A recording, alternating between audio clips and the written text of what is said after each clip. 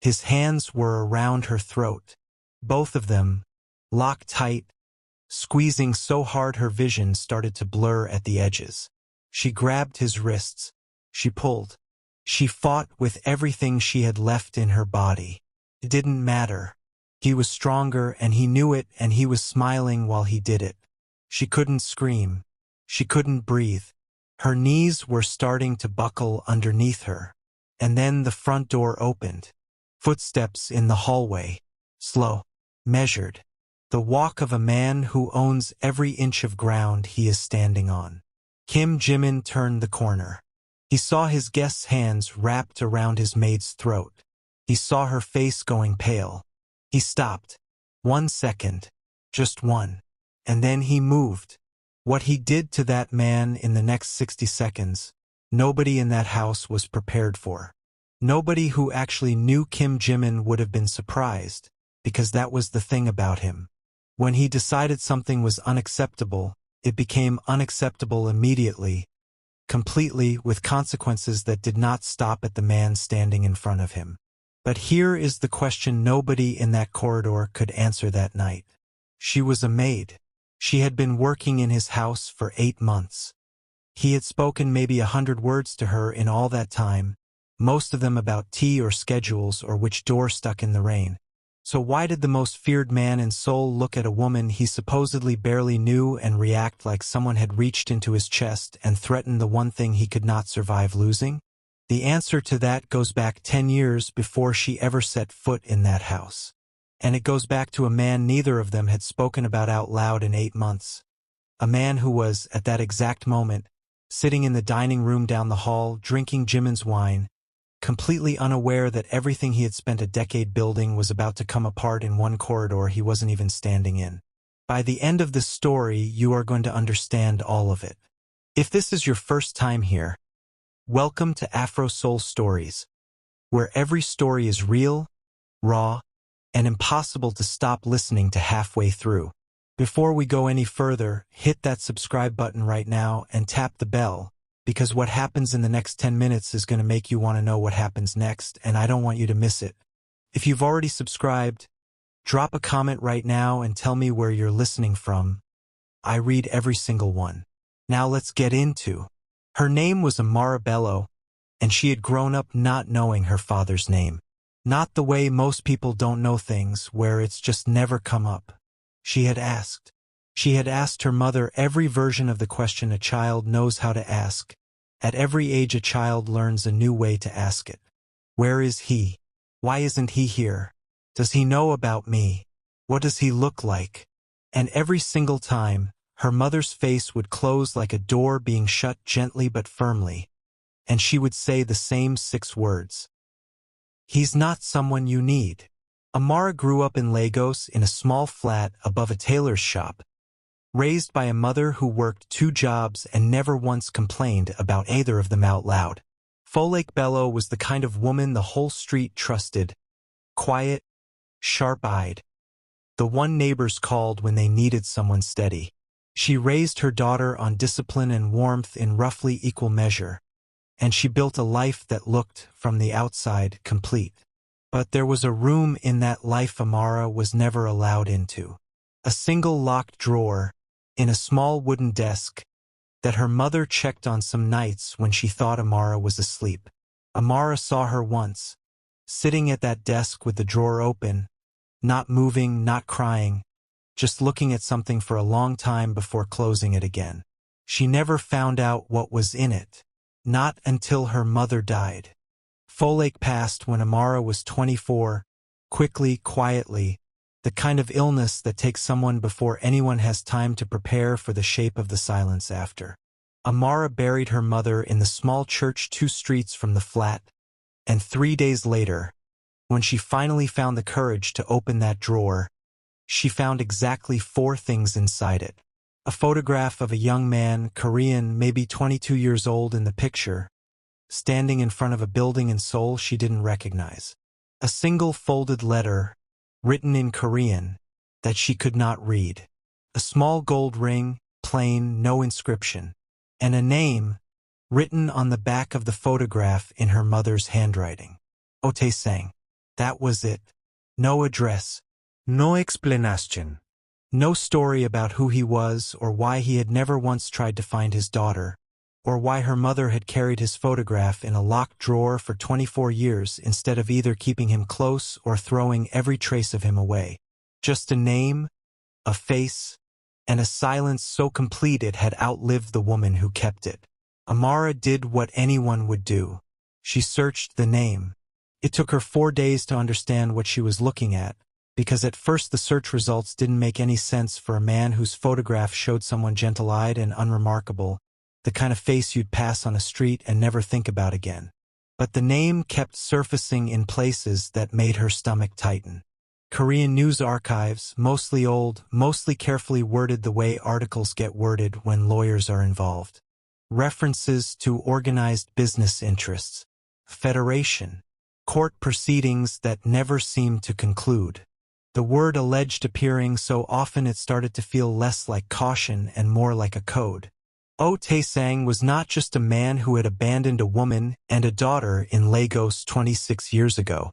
Oh Tae-sang ran one of the most powerful crime syndicates in South Korea. Amara sat with that information for 3 weeks before she made a decision that surprised everyone who knew her, including herself. She wasn't looking for money. She wasn't looking for a relationship, or an apology, or a place in a family that had never once reached for her. She told herself over and over, in the quiet of that flat that suddenly felt too big and too empty, that she just wanted to understand why her mother had kept that drawer locked for 24 years instead of empty. Why a man capable of running an empire had never once sent a letter, a gift, a single word, to the daughter he clearly knew existed. She booked a one-way flight to Seoul. She told herself it was just to look, just to stand in the city where this man lived and breathe the same air for a while and see if that settled anything in her chest. She had enough savings to last 4 months if she was careful. She found a small room to rent through a service that matched foreign workers with short-term housing. And within her first 2 weeks in the city, she found something else entirely. A job posting. Live-in domestic staff needed for a private residence. No experience in Korean required. Discretion essential. Immediate start. She had no plan beyond surviving in an unfamiliar country long enough to figure out what she actually wanted. The job paid well, came with housing, and asked no questions about her past beyond what was necessary for a background check. She applied. She got an interview 2 days later, conducted not by the homeowner but by a sharp, efficient woman named Mrs. Yoon who asked precise questions and wrote down precise answers and gave away nothing about who Amara would actually be working for. She was hired on a Thursday. She started on a Monday. She had no idea, walking through the gates of that mansion for the first time, for stories of pale stone and trimmed gardens and a silence so complete it felt engineered, that she had just walked into the home of the one man in Seoul who had spent the last 10 years of his life dedicated entirely to the destruction of Oh Tae-sang. And he had no idea, watching the new hire's file cross his desk with a photograph clipped to the corner, that the name in that file connected directly to the man he hated more than anyone alive. Not until he looked at the photograph for the second time and recognized the eyes. Here is what you need to know about Kim Jimin before this story goes any further. 10 years earlier, he had a different life. His father, Kim Dae-hyun, ran a smaller, older organization, nowhere near as powerful as Oh Tae-sang's, but respected, careful, built slowly over 2 decades on relationships and discipline rather than fear. Jimin grew up inside that world the way other children grow up inside a family business, learning the language of it before he understood what the language meant. He was sharp the way his father was sharp, patient the way his mother had been patient, and by the time he was 22, his father had already begun quietly grooming him to take over. Oh Tae-sang saw that future coming, and he decided he didn't like it. The official story, the one that made it into the careful, lawyer-shaped news articles Amara would later find on a different continent, was that Kim Dae-hyun's organization collapsed under the weight of bad debts and internal disputes, The unofficial story, the one Jimin learned piece by piece over years of quiet, patient digging through a destroyed life, was that Oh Tae-sang had spent 2 years systematically buying off Daehyun's most trusted lieutenants, manufacturing the bad debts himself through shell transactions, and engineering the internal disputes that tore the organization apart from the inside before anyone even understood there was a war happening. Kim Dae-hyun died 8 months into the collapse. Heart failure, the official record said. Jimin, 22 years old and watching his family's entire world disintegrate around him, did not believe that for one single day. He had nothing left. No organization, no protection, no name that meant anything to anyone except as a cautionary tale about what happens when you lose. Most of his father's old allies wouldn't take his calls. The ones who did take his calls did so to make sure he understood, gently but unmistakably, that there was nothing left for him to inherit and no help coming. So Jimin did the only thing a smart, furious 22-year-old with nothing to lose can do. He started over from absolutely nothing, and he did it with a patience that frightened people who watched it happen up close. He didn't try to rebuild his father's organization. He let it stay dead because a resurrection would have been visible, and visible was dangerous. Instead, he built something new, small, quiet, beneath notice for the first 3 years, taking only the work nobody else wanted, the unglamorous logistics and security contracts that powerful men consider beneath them. He was patient in a way that read as strange to people who didn't understand what he was actually doing. He wasn't building a business. He was building a weapon, and he was building it slowly enough that nobody watching saw the shape of it until it was already finished. By the time Jimin was 29, 7 years after his father's death, he controlled more territory, more revenue, and more loyalty than most syndicate bosses twice his age had built in a lifetime. He had done it without a single act of public violence that anyone could trace directly back to him. He had done it by being smarter than everyone in every room he walked into, and by remembering, every single day, exactly whose hands had built the fire that burned his father's life down. He never moved against Oh Tae-sang directly. Not once in those 7 years. People who didn't understand him assumed this meant he had let it go. That time had cooled whatever anger a 22-year-old carries into a war he can't win. The handful of people who did understand him knew the truth, which was that Jimin was not interested in a war. Wars are loud, and loud things get noticed, and noticed things get stopped before they finish. Jimin was not building toward a war. He was building toward an ending. One single, total, irreversible ending, constructed so carefully and so quietly that by the time Oh Tae-sang understood what was happening to him, there would be nothing left for him to defend. He had been 3 years into that work, patient and exact, when a file crossed his desk with a photograph clipped to the corner. A young woman, Nigerian, applying for a domestic position in his household through the standard hiring process his staff ran for him, a process he almost never looked at personally because he had people for that. He would have skimmed past this one too, except something in the photograph stopped his hand on the page. The eyes. He had seen those eyes before, 26 years ago, in a different photograph entirely, one buried in an old surveillance file his organization had quietly assembled over years of patient research into every corner of Oh Tae-sang's life, including the corners Tae-sang had worked hardest to keep hidden. A woman in Lagos. A daughter Tae-sang had fathered and abandoned before the woman in Lagos ever told him she was pregnant. Walking away from that life cleanly enough that almost nobody alive still remembered it had happened. Jimin remembered. Jimin remembered everything that touched Oh Tae-sang's life, because for 7 years, that had been the entire architecture of his existence. He looked at the application a second time, then a third.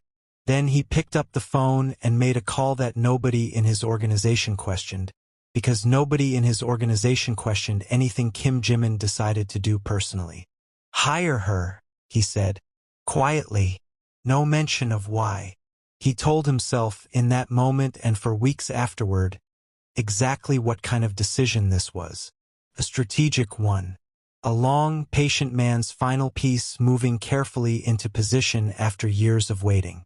Oh Taesang's daughter, unknowing, unconnected to any of it, living inside the house of the one man on earth most invested in her father's destruction. Leverage if he ever needed it. Information if she knew more than she realized she knew.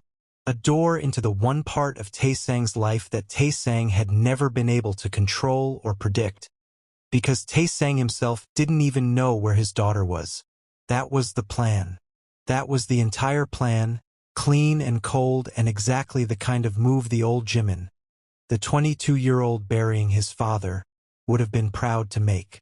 It stopped being the entire plan somewhere around her third week in the house, and Jimin did not notice exactly when, because that is how these things work.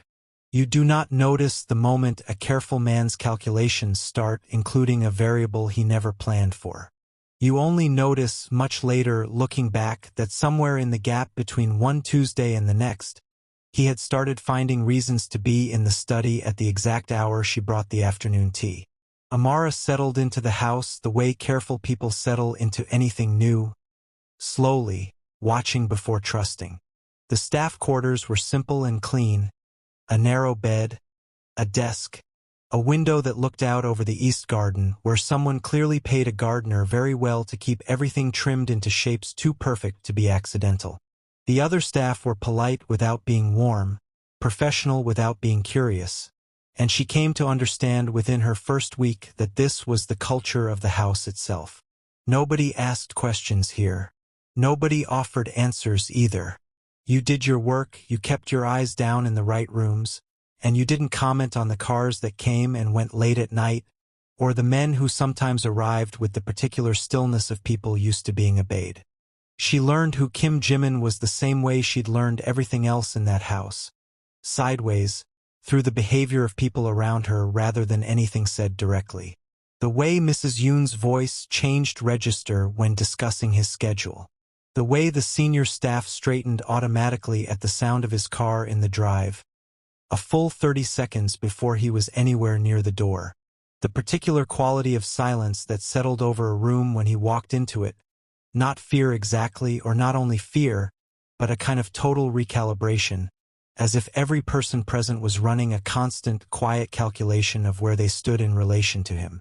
She saw him properly for the first time on her fourth day, crossing the main hall on her way to the laundry room with an armful of linens, and she made the mistake every new member of staff apparently made at least once, which was looking directly at him for slightly too long. He was younger than she'd expected. 32, she would later learn, though he carried himself with the stillness of someone older. Someone who had stopped being surprised by things a long time ago. He was tall, broad through the shoulders, dressed in a dark suit with the kind of precision that wasn't about vanity so much as control. Every detail accounted for because an unaccounted detail was a vulnerability. His face would have been simply handsome on a different kind of man. On him it read as something closer to a closed door, well-made, expensive, giving away nothing about what was on the other side of it. He looked at her for exactly 1 second. Then he looked away and kept walking, and the moment was over so quickly that Amara told herself she'd imagined the way his stride had broken. Just slightly, just for half a step, before continuing. She had not imagined it. Jimin had felt something land in his chest at the sight of her that he did not have a word ready for.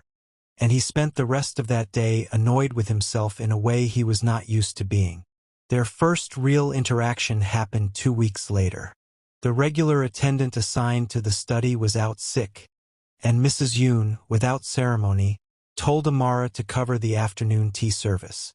Amara carried the tray down the long east corridor, knocked once, and entered to find him at his desk, reading glasses on, a stack of documents in front of him that she was careful not to look at directly. She set the tray down. She said the formal greeting she'd been taught. She turned to leave. Wait! She stopped. He was looking at her properly now, not the brief, controlled glance from the hallway, but a real look, the kind that lingers a half-second longer than politeness requires, like he was trying to read something written in a language he almost knew. Your name, he said. Amara, sir. Something moved behind his eyes, so fast and so well controlled that she almost missed it entirely. Bello, he said. Not a question. She blinked. Yes, sir. He nodded once, slowly, and looked back down at his documents, and the conversation was over as abruptly as it had started. She left the study with her pulse moving a little faster than it should have been for such a short, ordinary exchange, though she couldn't have said exactly why. He had her full file already, of course. He had read it the day it crossed his desk. But hearing her say her own name out loud, in her own voice, in his study, did something to the fact of who she was that the paper file never had. It made her real in a way that was inconvenient for a man who needed her to remain, for the sake of everything he had spent 10 years building, a piece on a board and nothing more. Over the following months, Jimin found himself doing something he could not remember doing for anyone in nearly a decade. He started paying attention. He noticed she took her short breaks in the East Garden, always at the same hour, always with the same quiet, contained posture of someone who had learned a long time ago not to take up more space than necessary. He noticed she worked harder than the job required, not out of fear, he came to understand, but because doing things properly seemed to matter to her independent of who was watching.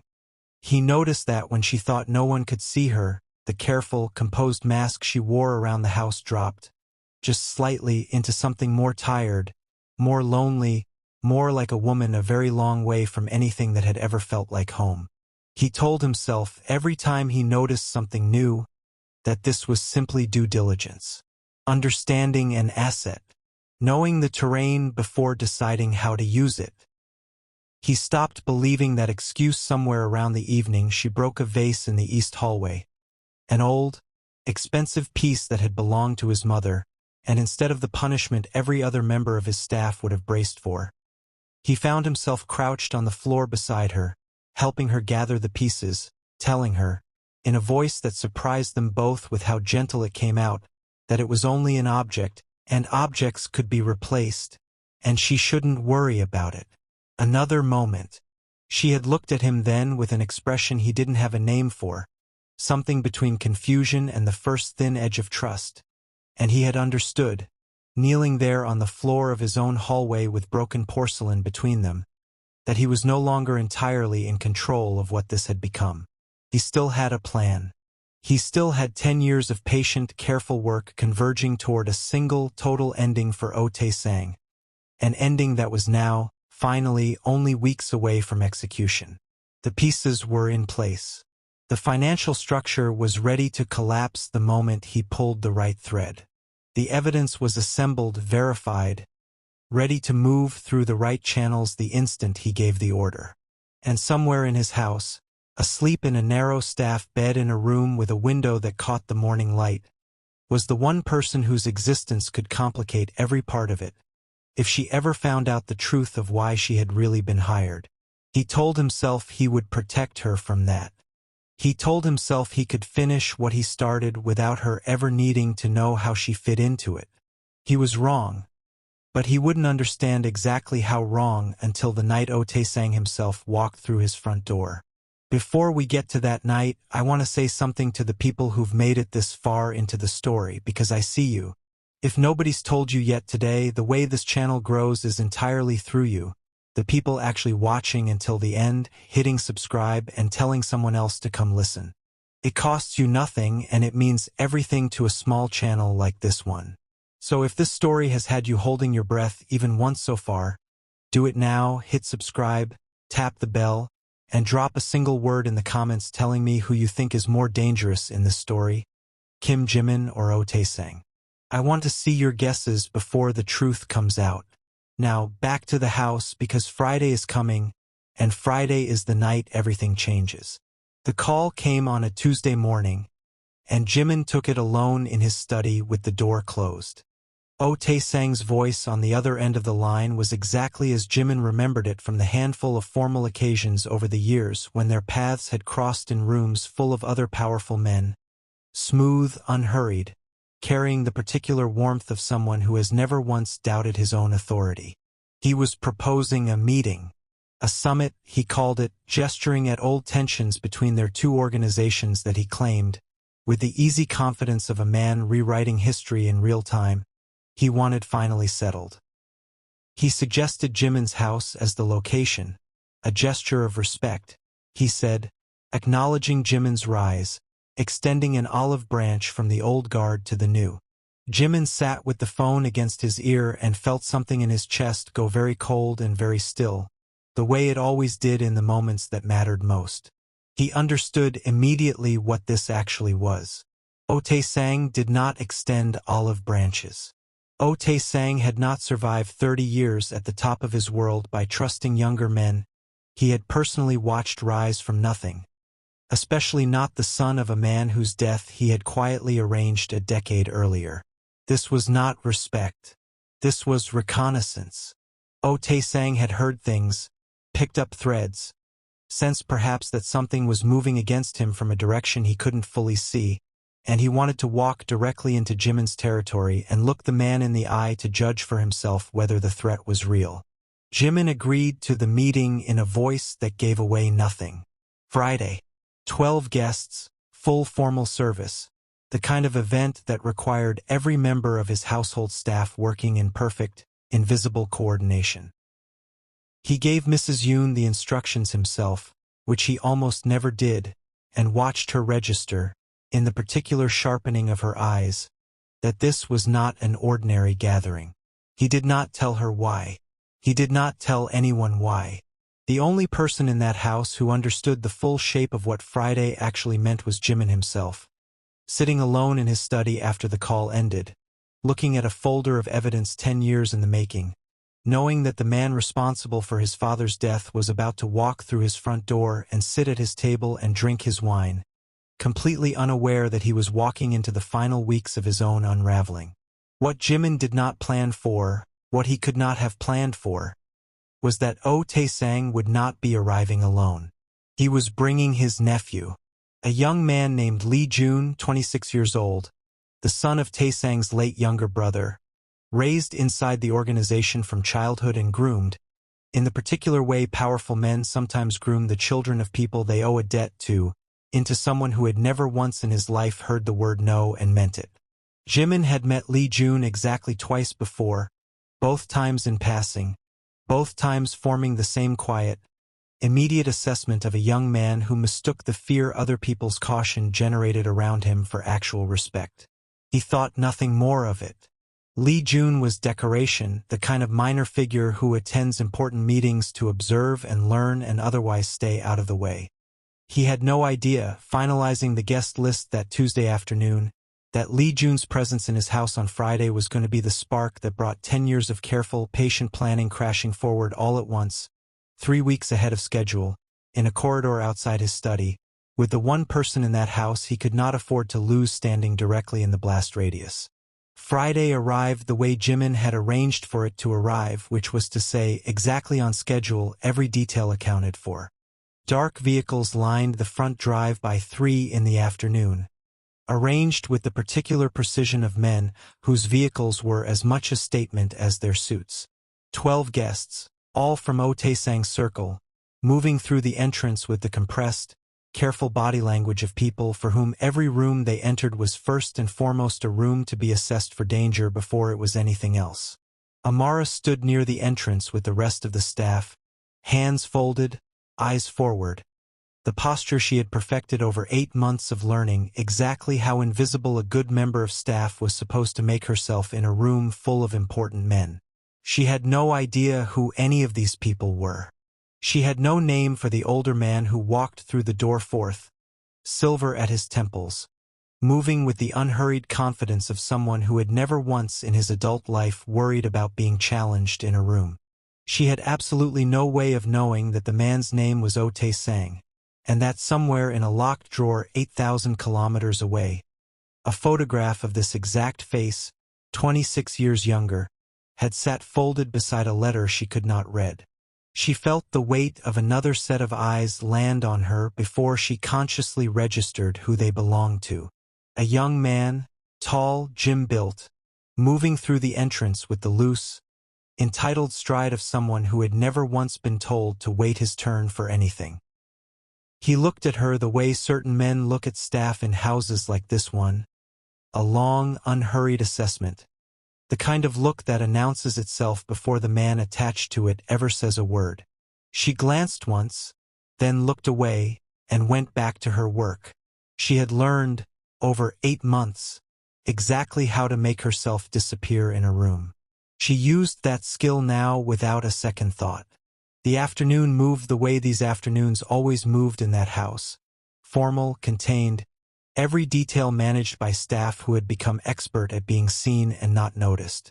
The meeting itself took place around the long mahogany table in the East Room, Jimin at the head, Ote-sang seated at the opposite end with the easy posture of a man who still, even now, even after everything, believed himself the senior figure in any room he occupied. Jimin ran the conversation the way he ran everything, with short, exact sentences and a stillness that gave nothing away, watching every man at that table the way a chess player watches not the piece that just moved, but the hand that moved it. Lee Jun spoke twice during the meeting, both times with the loud, unearned confidence of a young man trying to prove he belonged in a room full of people who had survived decades he hadn't lived through yet. Both times, Jimin let the words land, paused exactly long enough for the silence to register, and moved the conversation forward without acknowledging them at all. A small, surgical humiliation delivered so smoothly it took the room a moment to fully understand what had happened. Lee Jun's jaw tightened both times. He covered it with a smile that didn't reach anywhere near his eyes. At 6:30, Jimin's phone buzzed with a call he had been expecting, one of the final pieces of verification on the evidence file that had taken 10 years to assemble. Arriving now, days ahead of schedule, in the middle of the one evening he could least afford to step away. He told the room he would be 10 minutes. He left. He was gone less than 3 minutes when Lee Jun excused himself from the table. The east corridor was long and quiet at that hour. Dark gray carpet underfoot, warm gold light spilling from the wall panels. Amara was walking back toward the kitchen with an empty tray when she heard footsteps behind her. Unhurried, deliberate. She turned, and Lee Jun was already smiling. "You've been avoiding me," he said. "I'm working, sir." Her voice came out level, professional, the voice she'd spent 8 months perfecting for exactly this kind of moment. "You're very good at it." He stepped closer. The corridor was narrow, and his cologne reached her before he did. Heavy, expensive, too much. "Where are you from?" "Nigeria, sir." "Beautiful." It wasn't a compliment. It was an assessment, the specific flat tone of a man describing something he had already decided belonged to him. She shifted her grip on the tray and angled herself toward the kitchen. "Excuse me." He stepped directly into her path.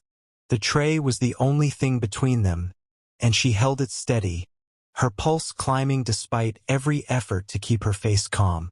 "I want your number," he said. "I'm working. I'm a guest." The smile stayed fixed in place, but something behind it shifted, the exact moment where politeness ends and the real thing underneath it starts showing through. "In this house, guests get what they ask for." "Not from me," Amara said. The smile disappeared entirely. His hand shot out, both hands, around her throat, gripping with the absolute, practiced certainty of a man who had never once been stopped from taking what he believed was already his. The tray hit the floor, the crash of it ringing the full length of the corridor. She grabbed his wrists with both hands, pulled with everything in her body. His grip didn't move. She drove her heel into the floor for leverage and pushed against him with every ounce of strength she had. And he barely shifted, too strong, too practiced, too certain of his own right to be doing this to a woman 3 months into a job she'd taken because she had nowhere else in the world that felt safe enough to land. Her vision started to blur at the edges. Her knees were going weak. Somewhere distant and underwater, she heard herself making a sound that wasn't quite a scream because there wasn't enough air left to make one. And then the front door of the corridor's east entrance opened. Footsteps. Slow. measured. Jimin turned the corner, back early from a call that had ended in under 2 minutes once the verification came through clean, and the file in his hand that represented 10 years of his life hit the floor without him registering that he dropped it. He saw his guest's hands around her throat. He saw her face. He stopped for exactly 1 second, and in that second something in his chest that had been holding steady through a decade of patient, careful, controlled fury simply gave out. What happened next took less than 60 seconds, and every person who witnessed it would describe it differently for years afterward, because none of them had words ready for what they actually saw. Jimin crossed the corridor without appearing to move quickly at all, the way certain dangerous men cover distance, economical, inevitable. His hand closed around Lee Jun's wrist with a grip that broke the younger man's hold on Amara's throat in a single motion, and the sound that came out of Lee Jun a half-second later was not a sound a man makes by choice. Amara dropped to the floor, coughing, both hands at her own throat, and through the blur of her vision she watched Jimin do something to Lee Jun that she would spend a long time afterward trying to find the right words for. It wasn't wild. It wasn't loud.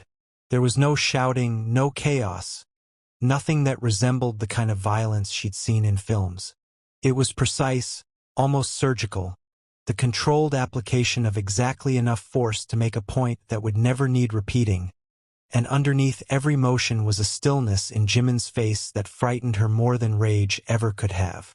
By the time the rest of the house arrived in the corridor, drawn by the crash of the tray and the sound Lee Jun made, Lee Jun was on the floor, and Jimin was standing over him, not breathing hard, not disheveled, his suit barely out of place, looking down at the younger man with an expression of total, absolute finality.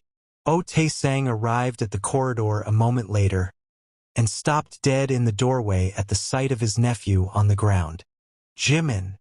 His voice carried the careful warning tone of a man trying to reassert control over a room that had just slipped entirely out of his hands. What is the meaning of this? Jimin did not look at him immediately. He looked first at Amara, still on the floor, still coughing, one hand pressed to her throat, and something passed across his face in that half-second that he had spent 10 years training himself never to show anyone. Something that had nothing to do with strategy or patience or any of the careful architecture he had built his entire adult life around.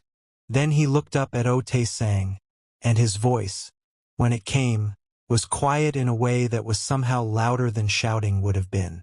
"Your nephew put his hands on someone in my house," he said. "You should be asking yourself what that's going to cost you, not what it means." The room went very still. Nobody in that corridor, except for Jimin himself, understood yet that this single sentence was the first shot fired in an ending 10 years in the making, arriving 3 weeks early, in front of exactly the wrong audience, because of a woman none of them yet understood was the one piece on the board that had never been supposed to matter this much.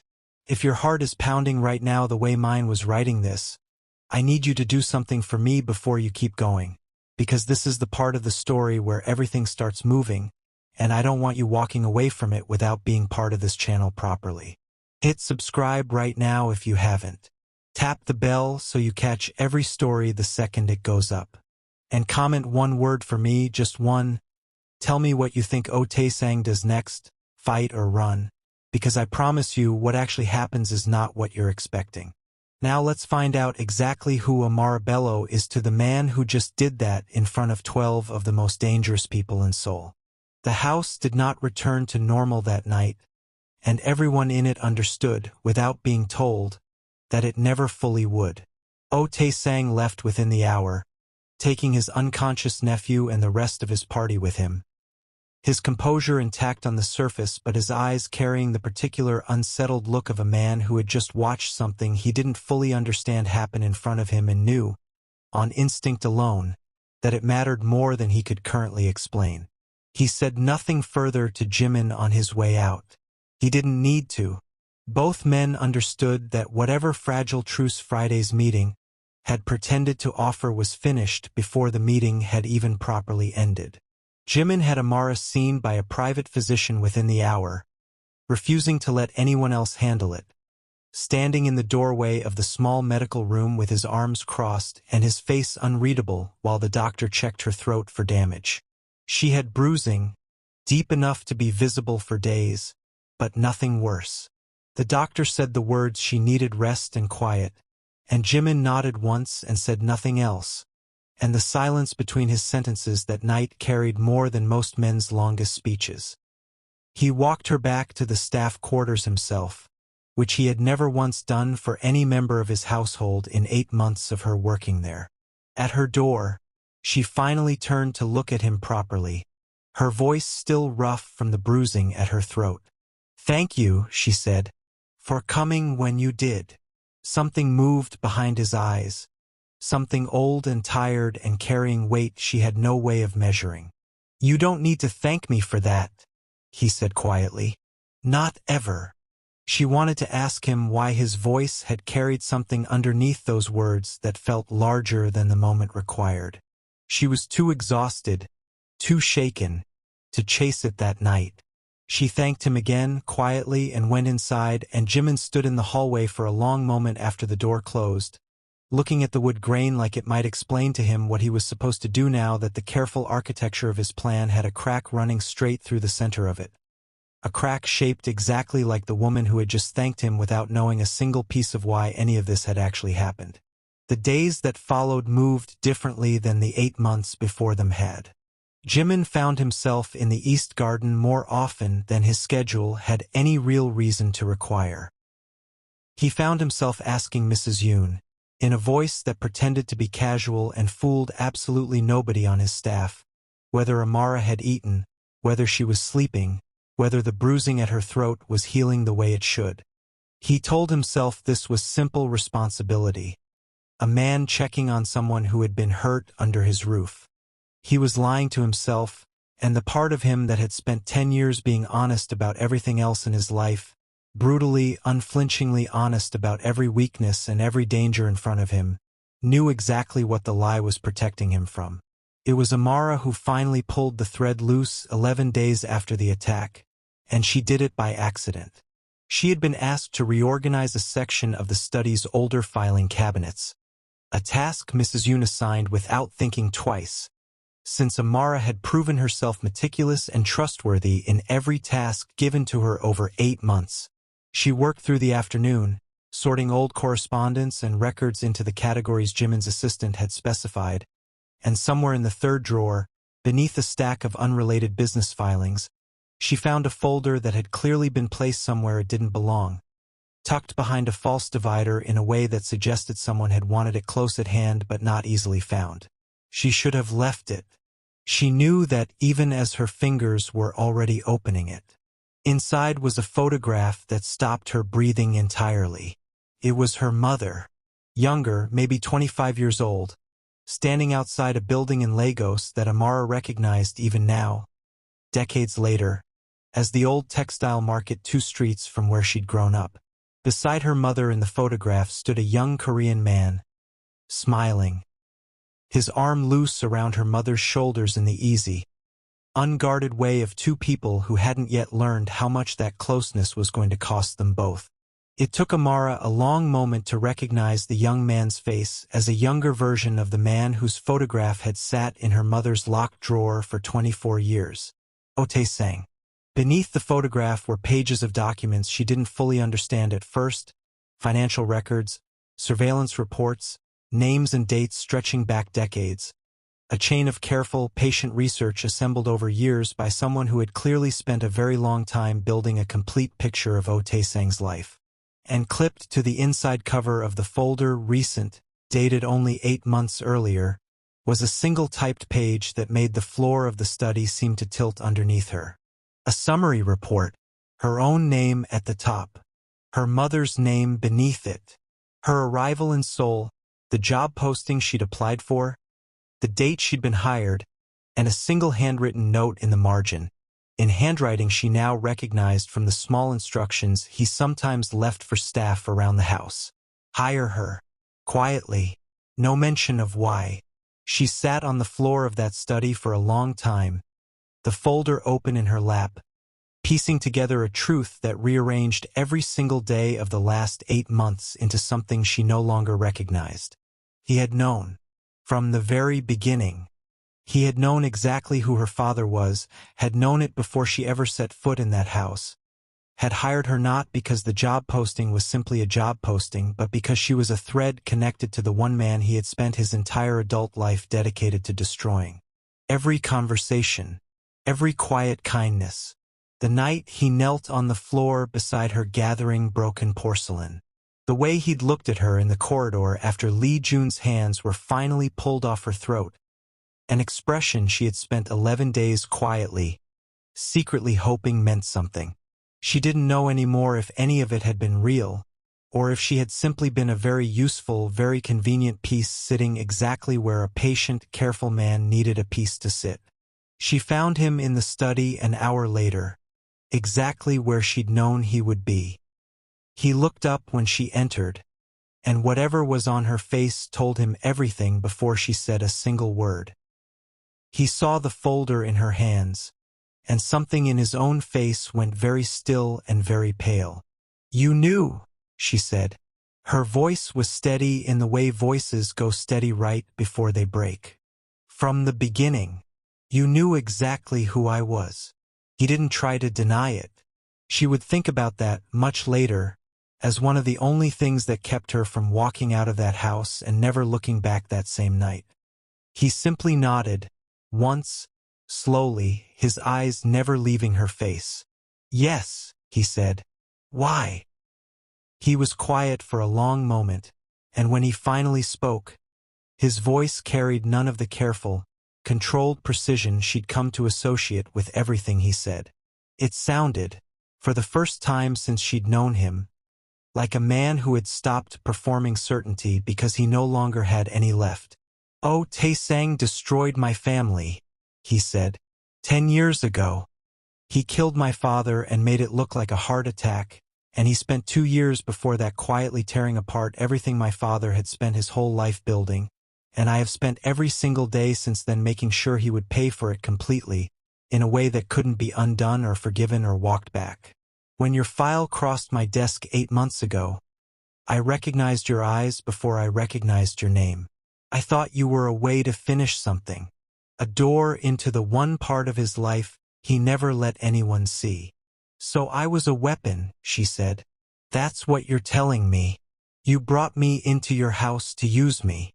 That's what I told myself I was doing." His voice cracked slightly on the word told, the first crack she had ever heard in it. "For the first few weeks, maybe even the first month. I'm not going to stand here and lie to you about that, because you deserve better than another lie added to all the others you've just found sitting in that folder. And then..." He looked at her for a long moment, and the silence between them carried more weight than either of them seemed able to hold. "And then I stopped being able to think about you as a piece on a board," he said quietly.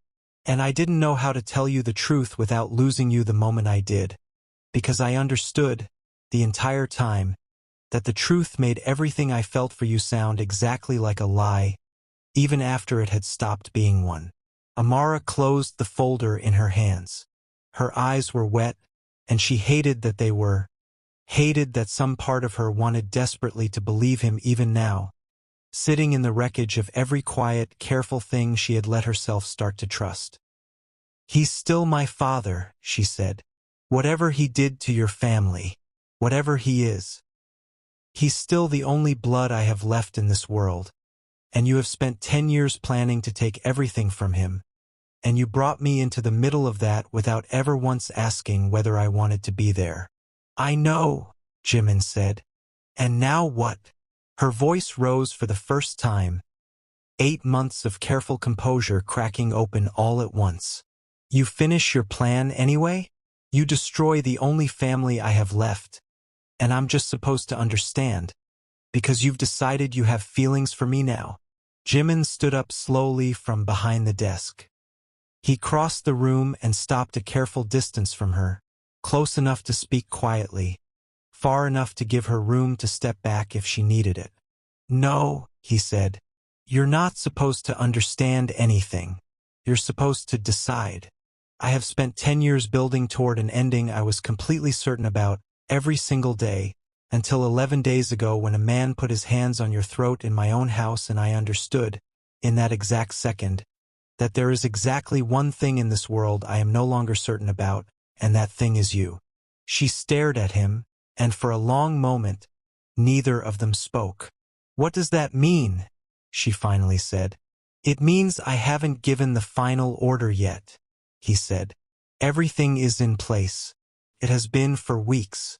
One signature, one call, and everything Tae-sang has built collapses completely. This week, this month, whenever I choose to let it happen. And I have not made that call, because I have spent 11 days trying to find a version of this ending that doesn't require choosing between finishing what I started and protecting the one person who matters more to me now than the reason I started it. You think there's a version like that? I don't know, Jimin said. And for the first time in the entire conversation, his voice carried something that sounded almost like fear. But I'm not going to make that decision without you knowing the truth first. All of it. You deserve that, at minimum, even if you decide you can't forgive me for any of the rest of it. Amara looked down at the folder still in her hands, at the photograph of her mother and a younger Tae-sang standing outside a textile market in a country neither of these two men had ever properly understood her inside of. And she felt something in her chest that she didn't have a clean word for, grief and fury and something that frightened her more than either of those, a small, stubborn thread of feeling for the man standing in front of her that refused to fully unravel even now. I need time, she said quietly. You can have all of it, Jimin said. I'm not going anywhere, and I'm not making that call until you tell me to, one way or another. She left the study without another word, and Jimin stood alone in the silence afterward, looking at the empty doorway, understanding with total clarity that for the first time in 10 years, the most carefully built plan of his entire adult life was no longer entirely his to finish alone. Amara did not speak to Jimin again for 4 days.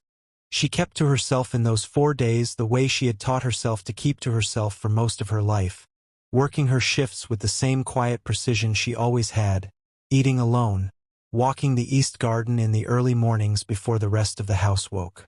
She thought about her mother more in those 4 days than she had in the 2 years since the funeral, turning over every memory she had for some clue she might have missed, some sign her mother had tried to give her about the world that photograph and that letter had come from. On the second night, unable to sleep, she finally took the folded letter out of the small bag of belongings she'd carried from Lagos and brought it to one of the senior staff members, an older woman named Mrs. Han who had quietly mentioned once, in passing, that she'd grown up partly in Busan before moving north for work. Amara asked her, carefully, without explaining why, if she would be willing to translate something. Mrs. Han read the letter slowly, her expression shifting through several things Amara couldn't name before settling into something gentle and sad. This is from your mother, she said. Not to your father. To herself. I think she wrote it and never sent it anywhere. She translated it quietly, and Amara sat very still and listened to her own mother's voice, 26 years younger, carried across decades and oceans into a language Amara could finally understand. The letter explained what Amara had spent her whole life wondering about. Folake had loved Tae-sang, completely and without reservation. During the 2 years he had lived in Lagos managing a legitimate trading operation his family used as a front for moving certain goods through West African ports. She had not known, for most of those 2 years, what he really was. By the time she understood the shape of the world he came from, she was already pregnant, and Tae-sang had already received the call summoning him back to Seoul to take his place at the head of an empire that had no room in it for a woman from Lagos and the daughter she was carrying. He had asked her to come with him. The letter was clear about that much. He had asked more than once, and each time Folake had said no, not out of pride, and not entirely out of fear, but out of a clear-eyed understanding that the world her daughter would grow up inside, if she said yes, was not a world she wanted for her child. She had chosen, deliberately, permanently, to raise her daughter somewhere small and safe instead of somewhere powerful and dangerous. And she had never told Amara any of it because she didn't want her daughter spending her whole life wondering what a different choice might have given her.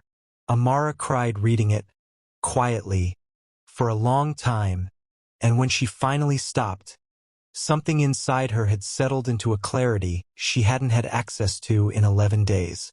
Her mother had walked away from power and danger to protect her. Her father had built an empire that destroyed families exactly like the one Jimin had lost. And the man currently waiting in a study 4 doors down from where she sat, the man who had lied to her by omission for 8 months and then told her the truth the moment it mattered most, was offering her something her mother had never had the chance to offer anyone. A choice made with full knowledge instead of a future built on silence. She found him in the study on the 4th night, exactly where she had left him, exactly where Mrs. Yoon quietly confirmed he had been most nights since their last conversation, working through the early hours because sleep, apparently, had stopped coming easily. He looked up when she entered. He didn't stand. He didn't say anything. He simply watched her cross the room and waited, the way a man waits when he has finally accepted that the outcome is no longer his to control. "My mother chose to protect me from your world," Amara said. "She gave up everything she loved to do it. I think for a long time I resented her for that without ever fully understanding why. I thought she'd taken something from me that I had a right to know." Jimin said nothing. He simply listened, the way he always had, with the full, focused attention of a man who had decided whatever she said next was the only thing that mattered in the room. "I don't think she was wrong," Amara continued. "I think the world you and my father both live in is exactly as dangerous as she always believed it was. I watched a man put his hands around my throat for saying no to him, and the only reason I'm standing here at all is that you happened to walk around a corner at the right moment. That's not a world I would choose for myself, if I had any other option." "I understand," Jimin said quietly, and something in his voice suggested he had been bracing for this exact sentence for 4 days. "But you're not the same as him," she said. "I've spent 4 days trying to decide if that's true, or if it's just something I want to believe because it's easier than the alternative. And I keep coming back to the same thing. You built everything you have out of grief and patience, not cruelty. You spent 10 years being careful instead of being violent, even when violence would have been faster. And the one time I saw you actually lose control, it was because someone hurt me, not because someone challenged your pride." She crossed the room and stopped in front of his desk. "I'm not telling you to make the call," she said. "And I'm not telling you not to. I can't make that decision for you because it isn't mine to make. It's yours. It always was. But I need you to understand something before you decide either way. If you destroy him to finish what you started, I won't hate you for it. He earned that ending the day he killed your father, and probably on 100 other days before that too. But if you destroy him for me, because you think that's what I need from you to choose you back, I need you to know right now that it isn't. I don't need revenge on a man I never even got the chance to meet. I just need to know that the man standing in front of me is choosing his own ending, not the one he thinks I want." Jimin was quiet for a long moment, and when he finally spoke, his voice had none of the careful control she'd grown used to over 8 months. "I've spent 10 years telling myself this was about justice," he said. "About my father and everyone Otae-sang destroyed along the way to build what he has. That's still true. But sitting here for 4 nights without you in this house, I understood something I should have understood a long time ago. I'm not finishing this for my father anymore. Not really, not for a while now. I'm finishing it because a man like Otae-sang doesn't stop. He didn't stop with my father, and he won't stop with you. Not as long as he's alive and able to decide you matter to him now that he's seen what almost happened to you. I'm not doing this for revenge. I'm doing it so nobody in this world ever gets to put their hands on you again." Amara looked at him for a long moment, and something in her chest, Some final, careful piece of resistance she had been holding on to for 4 days, finally let go. "Then do it," she said quietly. "Not for him, for us. And when it's done, I want to be there. Not because I want to watch him fall. Because I don't want you carrying this alone anymore, the way you've been carrying it for 10 years. Jimin stood up slowly from behind his desk. He didn't reach for her, not yet. Not without permission he hadn't fully been given. He simply stood there, looking at her with an expression that had nothing careful or controlled left in it at all. "Okay," he said. He picked up his phone from the desk. He made one call, brief, quiet, for sentences total, and somewhere across the city, in offices and banks and government departments that had spent years quietly receiving small, careful pieces of evidence Jimin had been patiently feeding into the right channels for a decade, the final piece moved into place. It did not happen the way films make these things happen.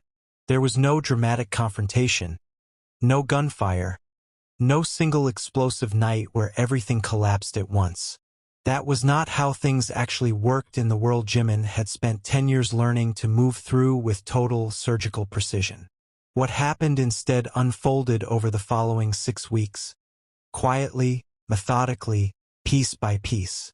The financial records came first, released not all at once but in careful sequence, into exactly the right hands at exactly the right institutions, evidence of decades of laundering and fraud that Tae-sang had believed buried so deeply it would never see daylight in his lifetime. Banking relationships that had taken 30 years to build closed within days of each other.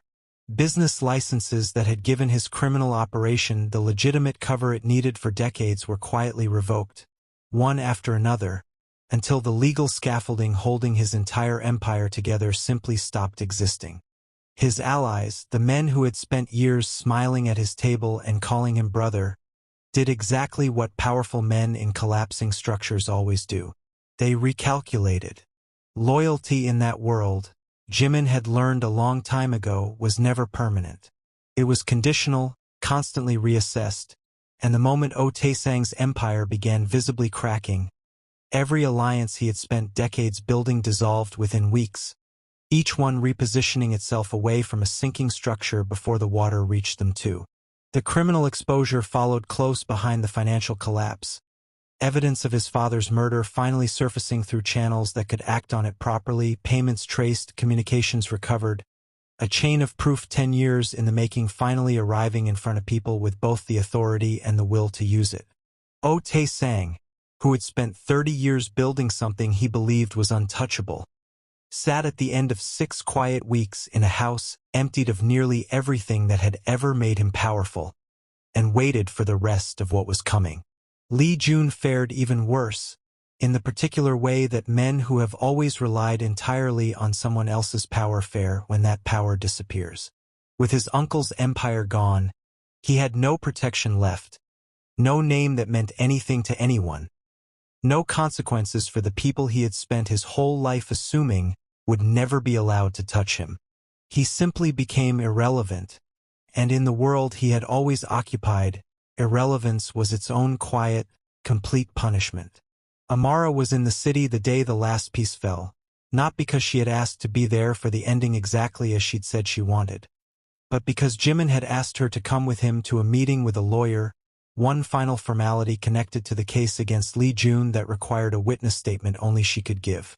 She gave it calmly, clearly, in a quiet office with afternoon light coming through tall windows, and when it was finished, Jimin was waiting for her outside, leaning against the car, his hands in his jacket pockets. He looked up when she came through the doors. He didn't perform any greeting, didn't ask if she was all right in the careful, managing way people sometimes ask questions they already think they know the answer to. He simply watched her cross the pavement toward him and waited, the way he had learned, over the last several months, that she preferred to be waited for. "How was it?" he said. "Strange," she said, saying his name out loud in a room like that. "I don't think I've fully understood yet that it's actually over." "It's over," Jimin said quietly. "All of it. She looked at him for a long moment, the late afternoon light catching the side of his face, and she thought about her mother's letter, about a choice made decades ago to protect a daughter from exactly this world, and about her own choice, made 4 nights in a study that had once held a folder full of secrets and now held something closer to honesty between them. "I'm not going back to Lagos," she said. "Not permanently, anyway. I'll visit. I'll keep my mother's house. But I think I want to stay here, at least for now, and figure out what kind of life I actually want, now that I'm not just running from one or hiding inside someone else's." "Stay here meaning Seoul," Jimin said carefully. "Or stay here meaning both," she said, and for the first time in weeks, something close to a real smile reached her eyes. "I'm done pretending the second part isn't true just because it's complicated." He reached out, slowly, and took her hand, and she let him, and neither of them said anything else for a long moment, standing on a quiet street in a city that had once felt like nothing more than the place a stranger's name had led her to, and now felt like something she didn't quite have the right word for yet. Maybe home. Maybe something close enough to it that the difference didn't matter anymore. He opened the car door for her. She got in. He walked around to the driver's side, settled behind the wheel, and pulled away from the curb into the late afternoon traffic, the city moving past the windows, lit and ordered and alive in a way that no longer felt like a place she was simply passing through. "Tell me something," she said, as they crossed the bridge toward home. "If I hadn't found that folder, if I'd never known any of it, would you have told me eventually? Or would you have just let me believe the timing was a coincidence?" Jimin was quiet for a moment, his eyes on the road. "I've asked myself that every day since you found it," he said honestly. "I want to tell you I would have told you eventually. I don't actually know if that's true. I think some part of me was always afraid that the truth would cost me exactly what almost happened. The 4 days you didn't speak to me. I think I might have kept telling myself there was a better time to say it, until there wasn't any time left at all." "That's an honest answer," Amara said. "I appreciate that more than you probably know." "I'm done with the other kind," Jimin said. "I spent 10 years being careful with everyone, calculating every word before I said it. I don't want to be careful with you. I want to just tell you the truth, even when it isn't the version of myself I'd prefer you to see." She reached across the console and rested her hand over his on the gearshift, and he turned his palm upward to fold his fingers around hers, and they drove the rest of the way home in a silence that no longer felt like the careful, managed silence of the first 8 months, but something quieter and steadier underneath it, the particular silence of 2 people who had finally run out of things they were hiding from each other. The house looked different to her that evening, walking through the front doors with her hand still loosely in his, though nothing about the marble floors or the trimmed gardens or the careful, quiet staff had actually changed. What had changed was her, and the particular weight she'd carried into that house 8 months earlier. A woman with 1 bag and a photograph and a question she'd flown 8,000 kilometers to ask. She had her answer now, even if it wasn't the one she'd expected to find. Her father was gone, not dead, but finished in every way that had ever mattered to the world he'd built his identity around. And she found, standing in that hallway, that she didn't feel the grief she might have expected to feel. She felt something closer to relief, the particular relief of a question finally closed, a door finally shut on a version of her life that had never really been hers to begin with. What she had instead was something her mother had walked away from decades earlier, a choice between 2 different versions of a dangerous world, except this time, she was walking into it with her eyes fully open, knowing exactly what it had cost the man beside her to build something honest out of everything he'd lost.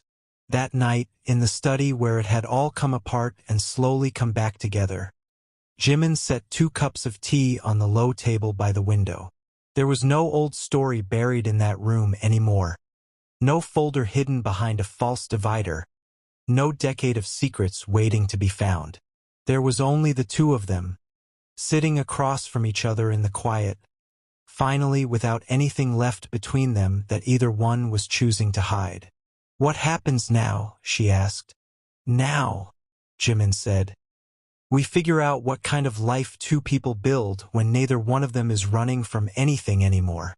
She smiled, small and real, and reached for her tea, and outside the window, the garden settled into the particular stillness of evening, the trimmed trees standing quiet in the last of the light, holding their shapes the way careful things do when they've finally stopped being afraid of what might come to break them. If you stayed until the very end of this one, I need you to know that genuinely means something to this channel. We are small right now, but we are not going to stay small, not with people like you actually watching the full story instead of scrolling past it. So before you go anywhere else, hit that subscribe button, tap the bell so you never miss the next one, and leave a comment telling me honestly, what part of the story hit you the hardest? The corridor, the folder, the 4 days of silence. I read every single comment, and I build the next story partly from what you tell me you want more of. Share this with one person who needs a story like this today. We will see you in the next one.